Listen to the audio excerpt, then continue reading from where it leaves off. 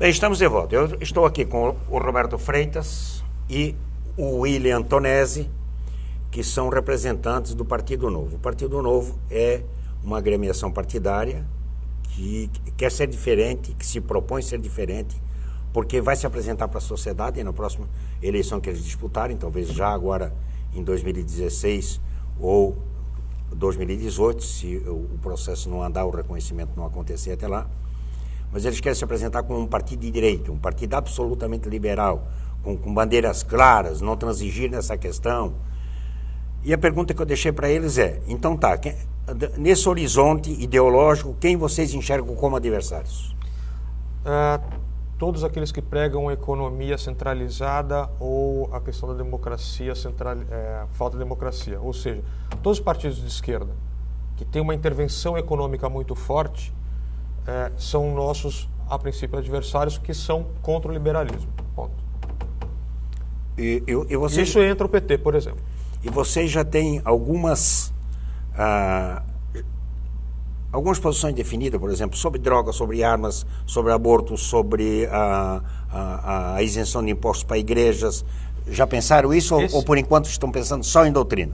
Nós estamos pensando em doutrina, na questão econômica e na questão política. Esses assuntos que são mais culturais, vou dizer assim, por exemplo, a questão de armas ou a questão de drogas, por enquanto o partido entende que é uma questão pessoal, né?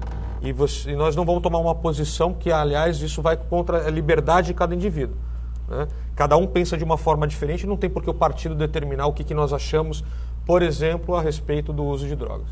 A princípio está assim. Uhum. William, não sei se você quer...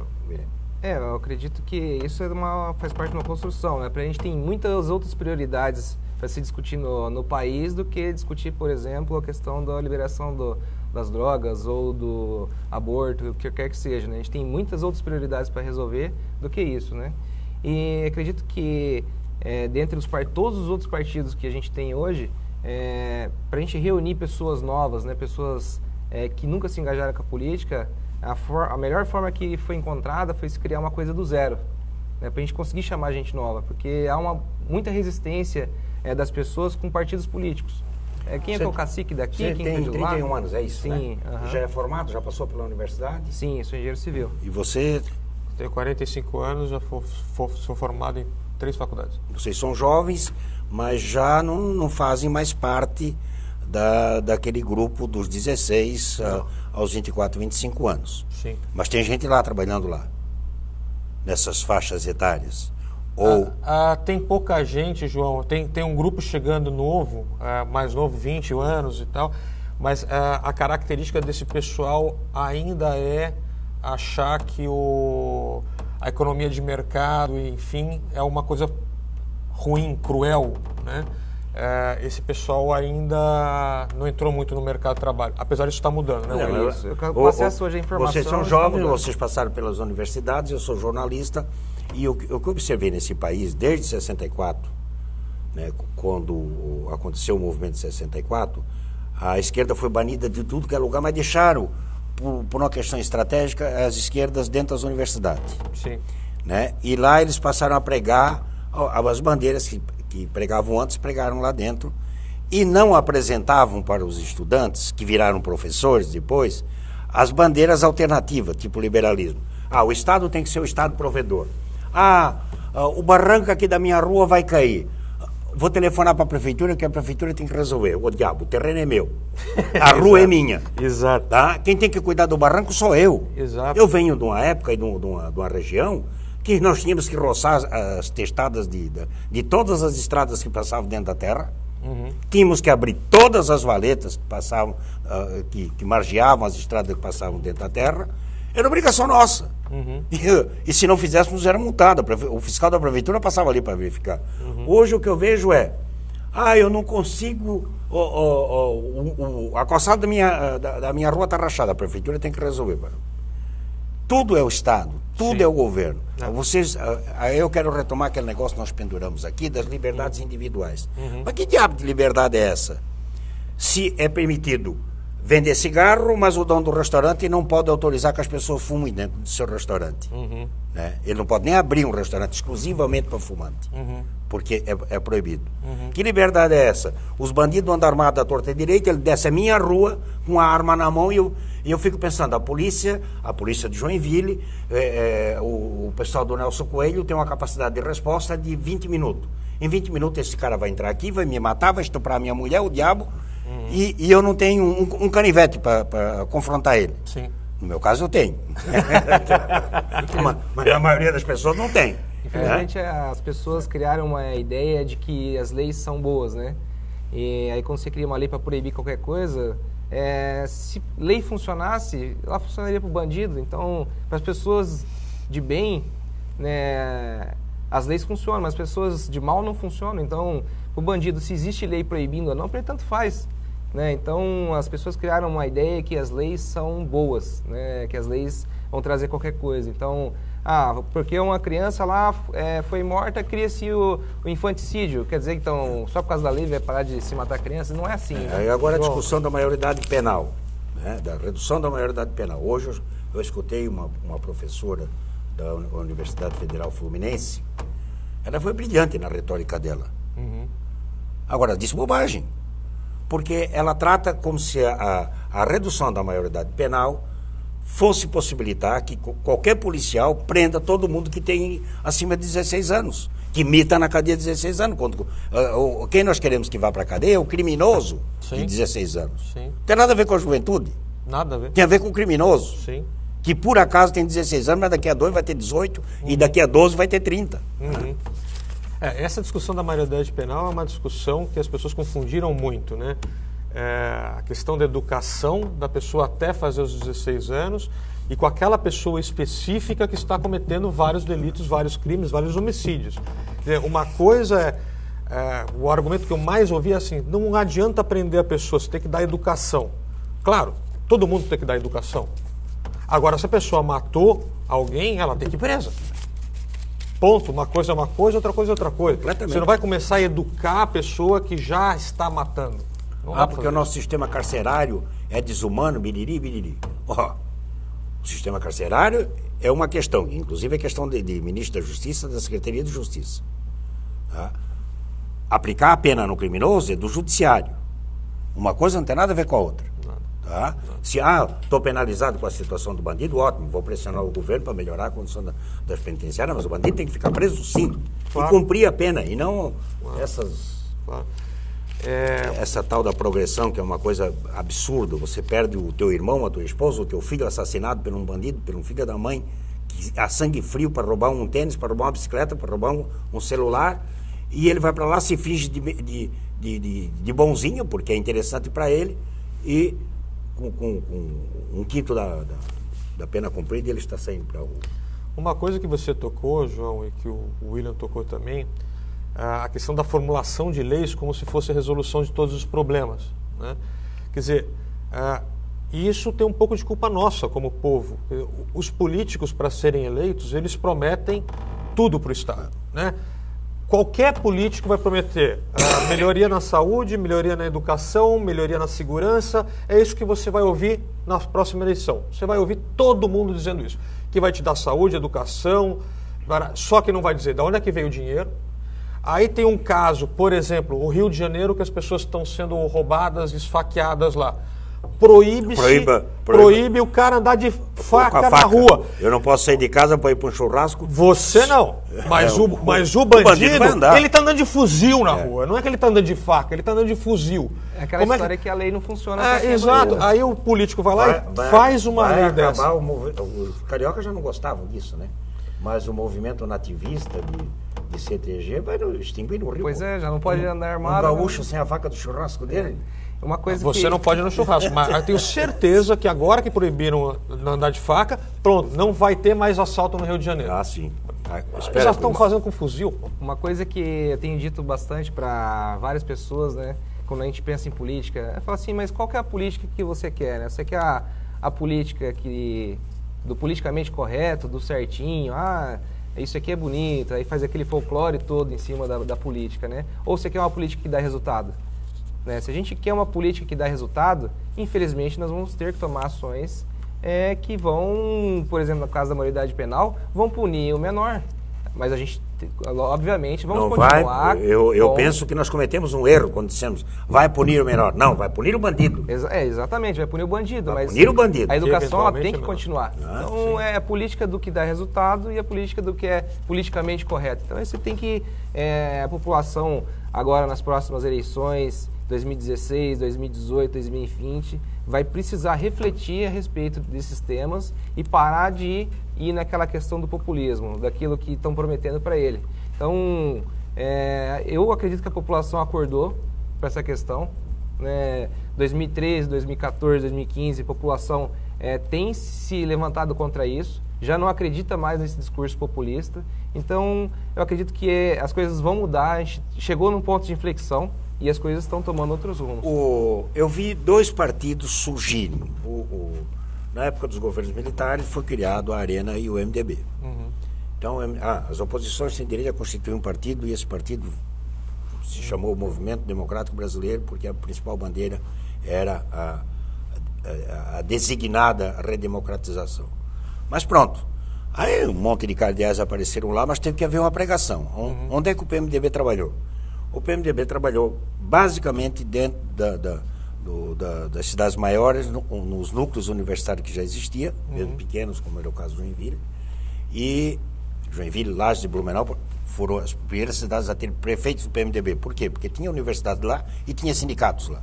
Perfeito. Aí depois o PT fez a mesma coisa. Só que o PT se encastelou dentro das igrejas. Né? Porque como ele já tinha nascido dentro do sindicato, aonde vamos pegar as faixas não tradicionais? É dentro da Igreja Católica, a Igreja deu abrigo ali, a Teologia da Libertação, CNBB, essa turma toda. Vocês vão trabalhar onde? João, o que a gente sente que existe uma simpatia... É pelas redes, porque vocês já fizeram um movimento bem sucedido dentro das redes sociais. As redes sociais, sem dúvida, um forte meio de comunicação. Mas o pequeno empresário, o pequeno comerciante, essa é a pessoa que nós estamos atingindo mais no Novo. Esse é o cara que entende, que trabalha, que gera emprego e paga imposto. Essa pessoa, ela vai na rede social, mas ela participa de reuniões, ela vai na rua, como o William estava colocando, o Movimento Brasil Livre, foi muita gente para a praça, e você vê pequenos empresários, grandes empresários até lá dentro. Então, é um partido de empreendedores. Esse é um partido de empreendedores. Pequenos empreendedores, às vezes. Eu sou mini empreendedor. Todo mundo é empreendedor da própria vida. Então, a gente acredita que aqueles que não querem ficar dependendo do Estado ou dependendo de alguém, tem essa visão. Você já tem um site, já tem uma página, um blog. O blog é onde? No Face, no Twitter? Ou nessas... Temos, e quem é o responsável é o William. Manda aí, William. O partido tem o site, é novo.org.br.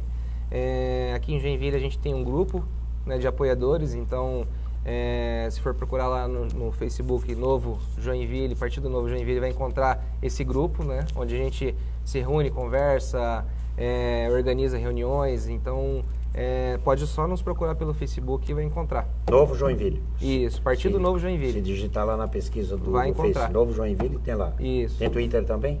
O Twitter tem o Twitter nacional, que é o novo.org. Interessante, João, que o Novo, ele é o terceiro partido com maior número de pessoas simpatizantes no Facebook. Maior número de curtidas. Maior número de curtidas. Quem são os dois primeiros? PT, PSDB e Novo. Interessante. Então, é um partido que está representando uma linha da sociedade, sem dúvida nenhuma. Porque nem existe já o terceiro. Interessante esse espectro, né? Porque o PSDB não pode... Ele está fazendo oposição a governos. Sim. Né? Se você olhar as bandeiras do PSDB e as bandeiras do PT, elas têm muito em comum. Sim, sem dúvida. Né? São muito parecidas esses dois partidos. Sem dúvida. Né? As lideranças desses partidos é que estão se degradando pelo poder. Sim. Né? E aí, então, aí a gente podia colocar assim. O PT representando a força maior de esquerda, onde tem outros miudinhos lá, o PSDB, o centro, e vocês a direita. Então. O Novo certamente faz parte da direita. Essa direita, como vocês ainda não conseguiram expor a doutrina com muito impacto nacionalmente. Vocês estão mais conhecidos como uma força aguerrida que vai para a rua contra o estado de coisa que está aí, né? Mas o discurso, ele não permeia no meio disso, ó, nós somos contra o estado de coisas que está aí porque temos uma proposta para mudar isso, né? A proposta que transparece, que eu vejo nas redes sociais temos que tirar esse governo e nós somos contra ele, né? Então, quando é que vocês vão começar a pregar qual é a doutrina de vocês, qual é a intenção de vocês e qual a força de atração dessas doutrinas para que esse grupo de simpatizantes, que é grande, se transforme, em sua maior parte, em militantes? Acho que o que o partido ele tem é livre mercado. Então, o livre mercado como criador de riqueza, o indivíduo também como criador de riqueza. Então, são as pessoas que produzem, né, e não é o Estado que produz, né? Liberdades individuais. Então, o indivíduo ele tem que ter liberdade para criar, né? Se você for pensar, quanto tempo hoje leva para você montar um negócio no Brasil? Então, é o Estado limitando dependendo do município, a capacidade da pessoa está complicado, né? Então, o Estado ele interfere demais em diversos setores. Se você for pegar quais os setores que mais foram prejudicados na crise, foram aqueles onde o Estado teve mais presente. Então, você pega o caso da habitação, foi o que mais sofreu. Você pega o caso do setor de transportes, né, que foi o que mais sofreu com a crise. Então, aonde o Estado intervém, a crise vem. Então, o que o Novo quer é livre mercado. Então, que as livres iniciativas das pessoas, elas sim vão produzir riqueza, né? Então, e a diminuição do Estado. Então, a gente acredita que os impostos só irão diminuir à medida que o Estado diminuir. Então, por exemplo, educação, né? A gente tem pessoas carentes, a gente acredita que o Estado ele deva ajudar essas pessoas carentes a se educarem, mas quem disse que essa escola precisa ser pública? Por que não um sistema como o Bolsa Família? O Bolsa Família, se a gente for parar para pensar, é a privatização do assistencialismo. Por quê? O governo podia simplesmente, para tirar a fome das pessoas, criar supermercado público, mas não. Ele simplesmente foi lá e deu dinheiro para a pessoa, ela compra aquilo que ela achar melhor.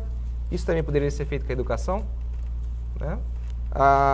O pai de família hoje não precisaria ficar restrito àquela escola pública que fica lá no bairro dele.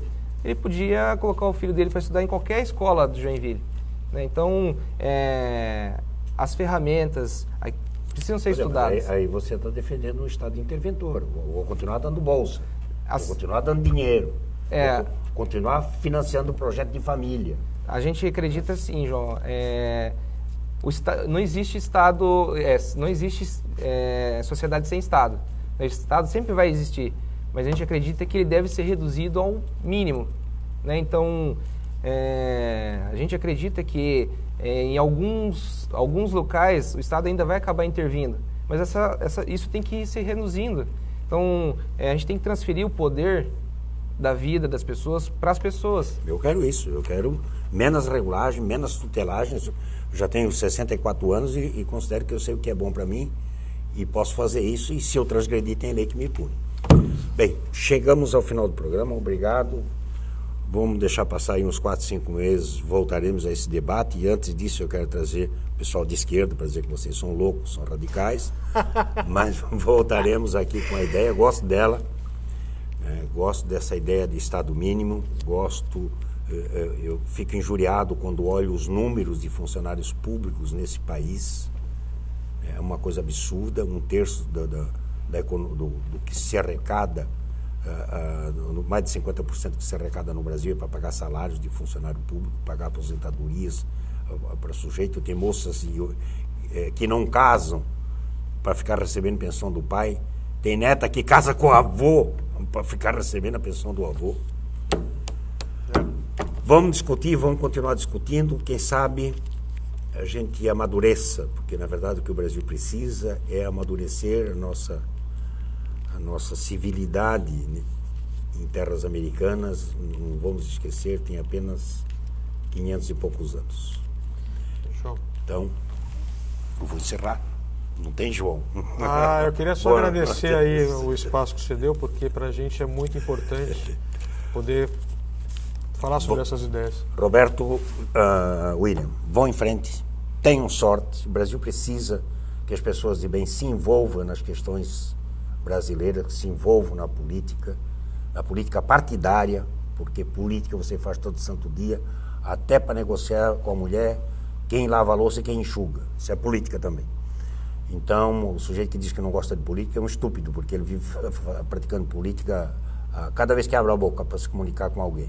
Acabei de descobrir que lá em casa é uma ditadura. Manda ela. Manda aí, você obedece. Sim, senhora. Uma boa noite a todos. Nós voltaremos amanhã, se Deus quiser, ele há de querer.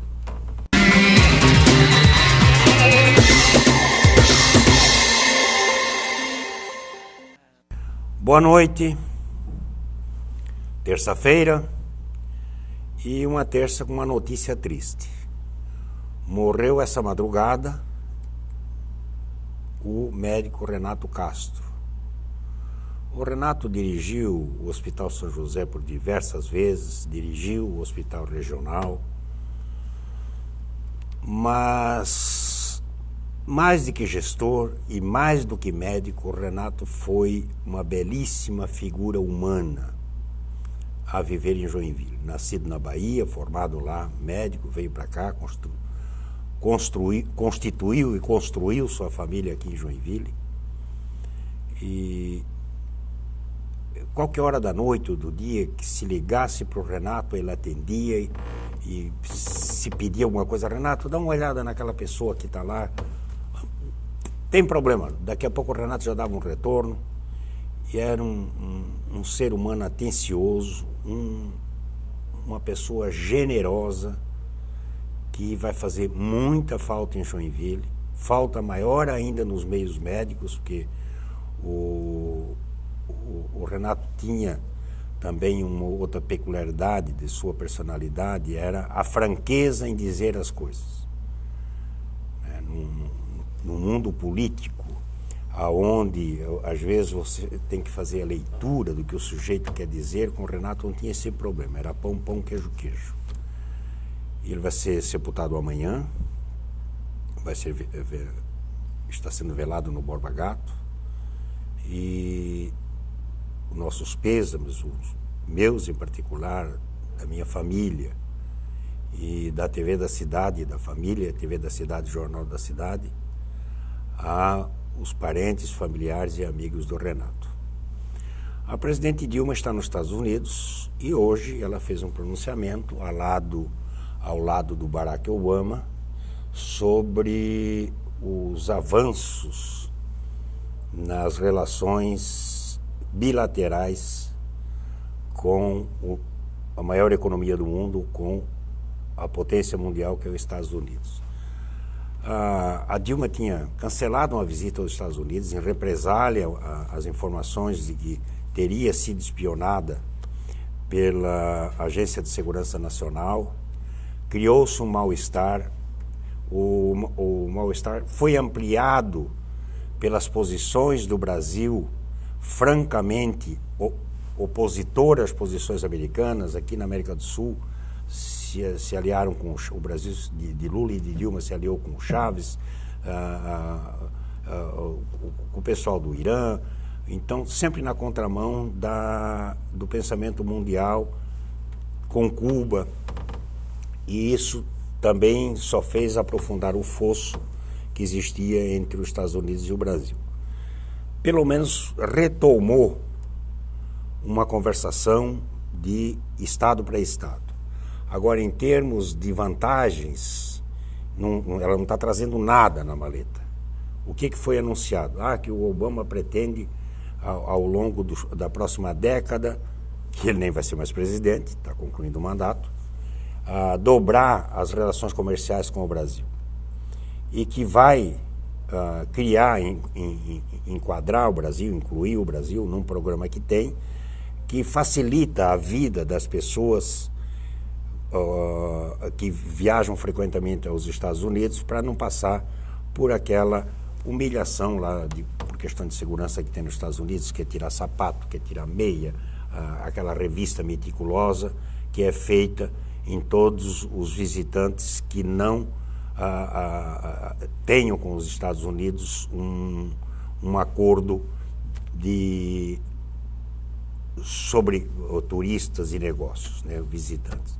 Quer dizer, o sujeito que está indo lá para os Estados Unidos com bastante frequência vai ter um pouquinho mais de facilidade, que já tinha, posto que já se torna conhecido à medida que vai lá, os computadores registram tudo.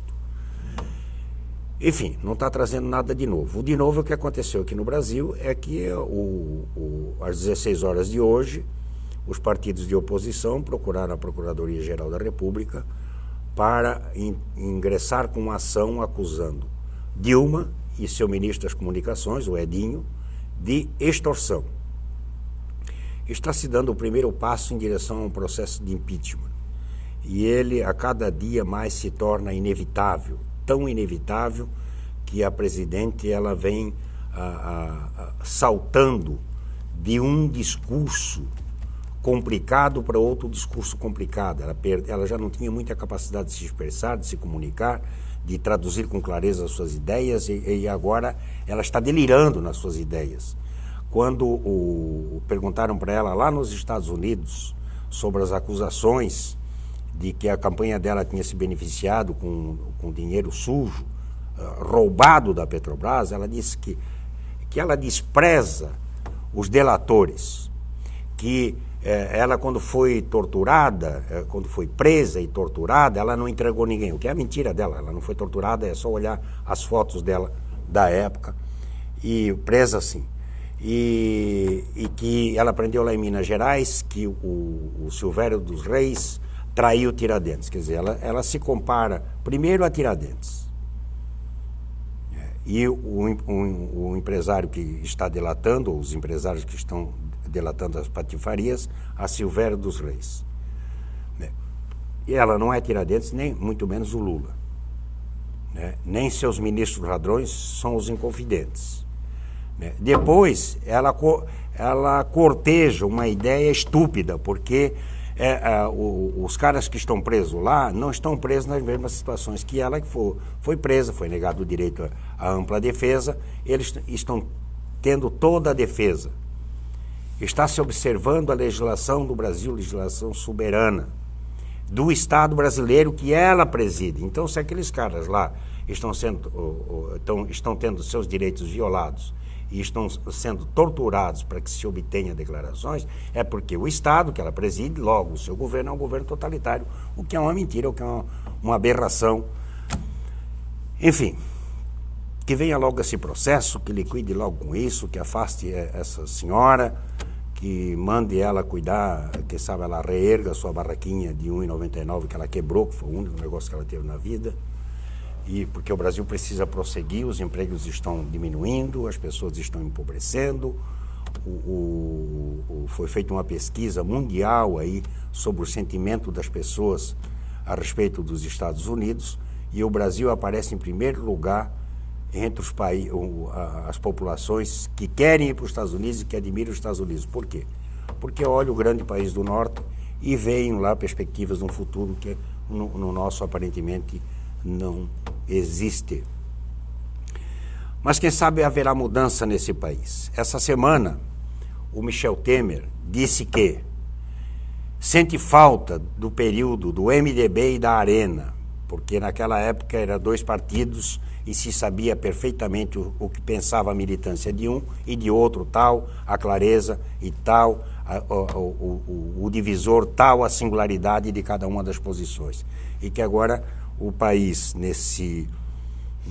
nessa fartura de partidos, todos se parecem, todos têm a mesma coisa, todos querem preservar a natureza, todos são a favor disso ou daquilo, e não se distingue mais os partidos.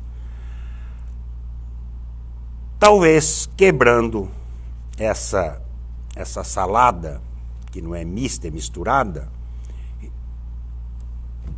a coisa nova seja o Partido Novo, que está em fase de construção, está já bem adiantada, já está no Tribunal Superior Eleitoral, e que se propõe a ser um partido de direita num país onde a própria direita tem vergonha de dizer que é de direita, coisa que não acontece em lugar nenhum no mundo. E eu tenho aqui comigo os dois organizadores desse partido aqui, que também fazem parte do Movimento Brasil Livre, né? É isso? Isso, exato, João. Movimento Brasil Livre.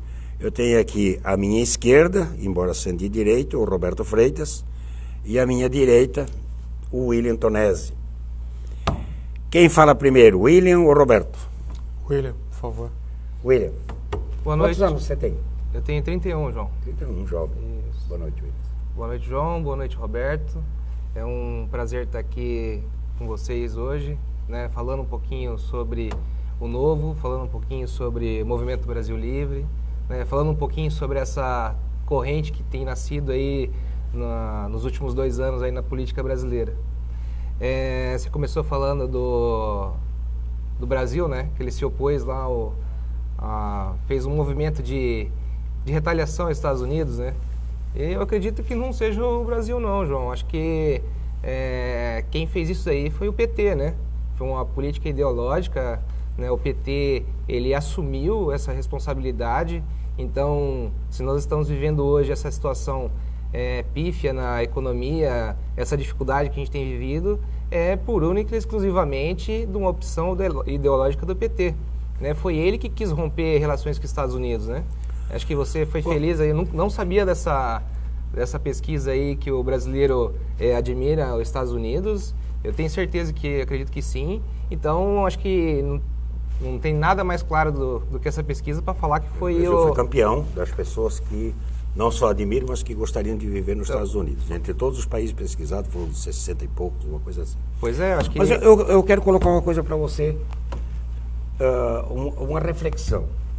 Você diz, e nós aqui temos clareza, quando eu leio nos jornais internacionais, qualquer que seja, que o Brasil fez isso, aí eu lá com meus botões penso, mas não é o Brasil, cara, isso aí é o PT. Mas a verdade é que quem está lá fora, assim como nós olhando para a Grécia, quem é que está querendo dar calote no mundo?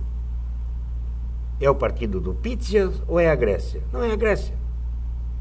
Né? Então, quando eles olham de fora para dentro para o Brasil, quem está fazendo essas coisas, se alinhando com o Irã, se alinhando com a Venezuela e o regime que está lá, é o Brasil. Né? Esse governo que está ali é o governo que nós escolhemos. Eu, você, individualmente, e o Roberto aqui, podemos ter votado contra, fomos derrotados, mas como estamos numa democracia, fomos nós que escolhemos. É verdade. Sim, com certeza. É verdade. João, indo nesse prisma, estava refletindo, e que a gente tem votado à esquerda, mas na verdade nós somos de direita, né?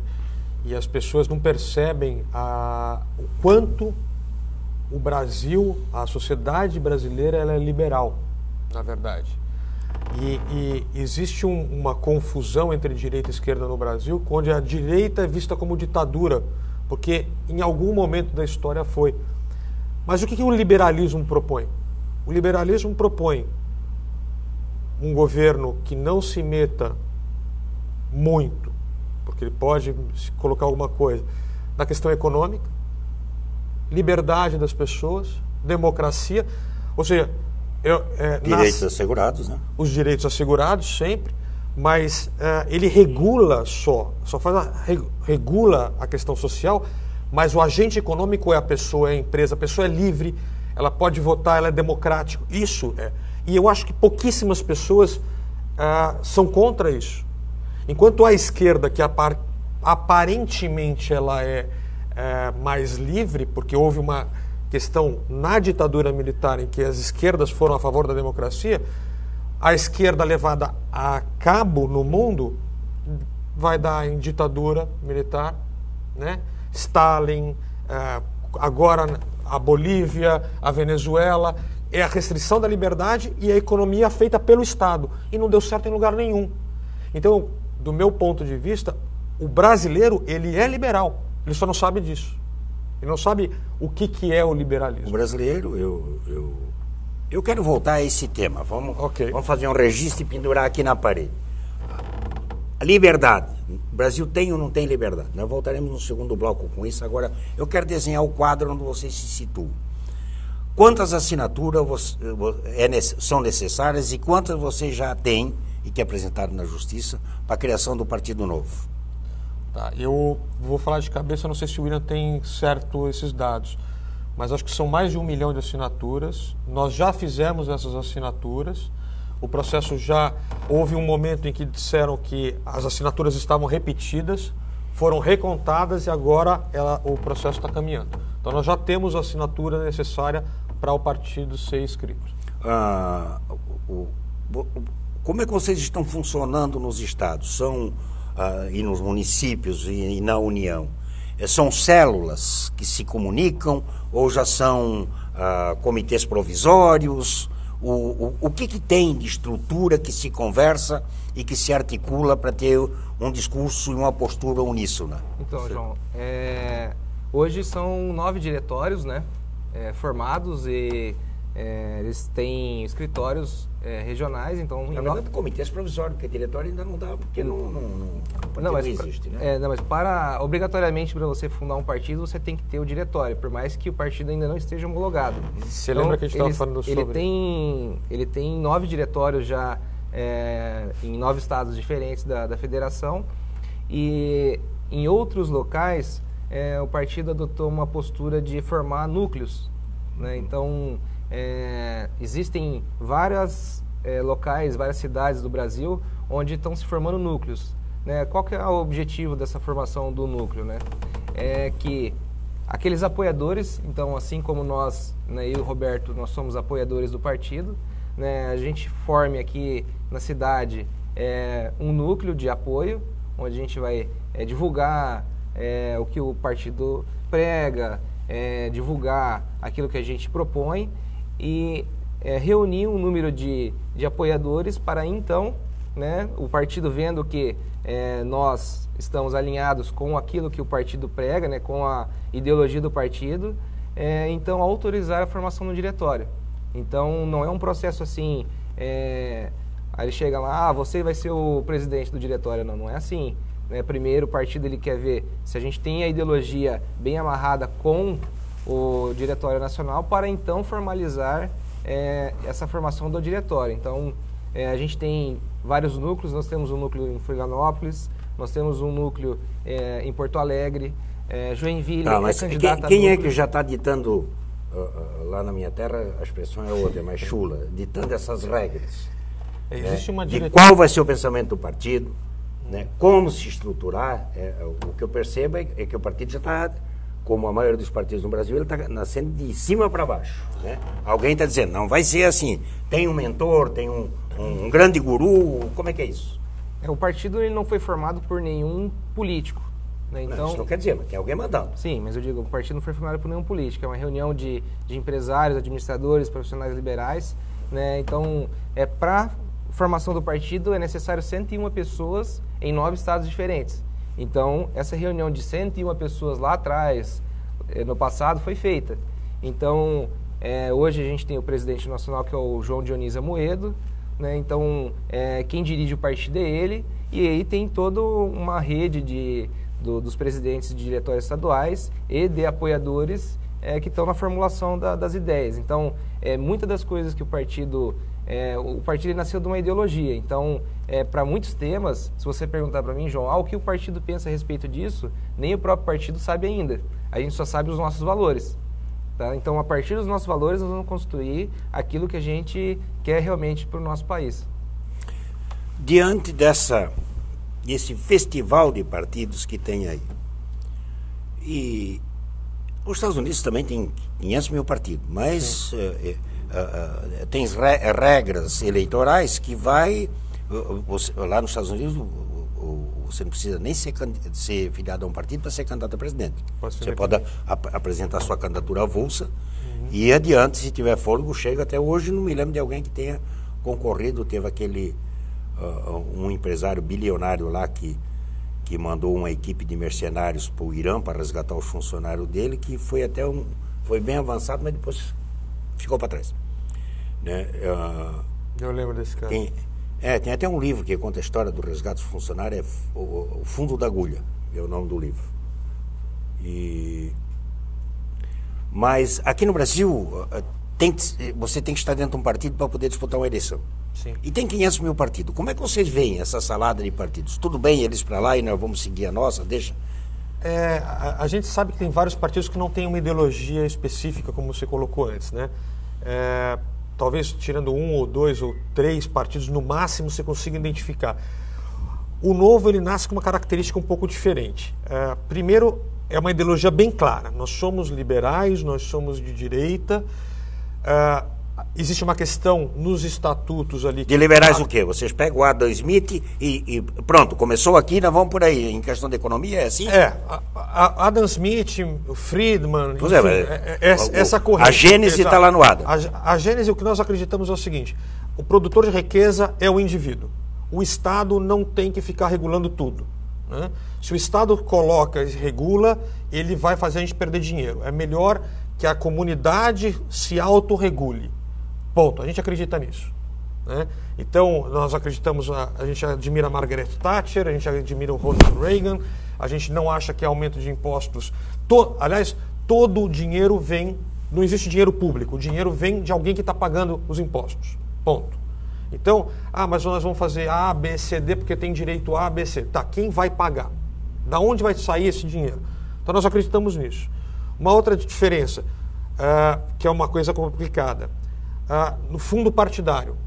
Nós não achamos legal o fundo partidário. Nós acreditamos que as empresas e as pessoas físicas têm que pagar para aquele partido que elas acreditam funcionar. O fundo partidário é uma forma da sociedade, de novo, bancar mesmo aqueles que ela não quer. Exatamente. E aí você faz 12 mil partidos diferentes. Vocês têm essa infinidade de partidos. Eu não gostaria de dar 1 centavo para o PT, nem 1 centavo para o Partido Comunista, nem 1 centavo para o partido da Marina Silva, mas o dinheiro que tomam de mim cada vez que eu vou no supermercado vai para eles também. Sim, aí por isso então a gente percebe essa infinidade de partidos, né?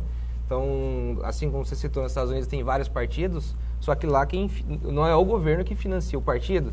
Então, por isso que a gente tem só 2 partidos majoritários, né? Que são os republicanos e os democratas. Porque é financiamento privado, né? São as pessoas que financiam o partido em si lá.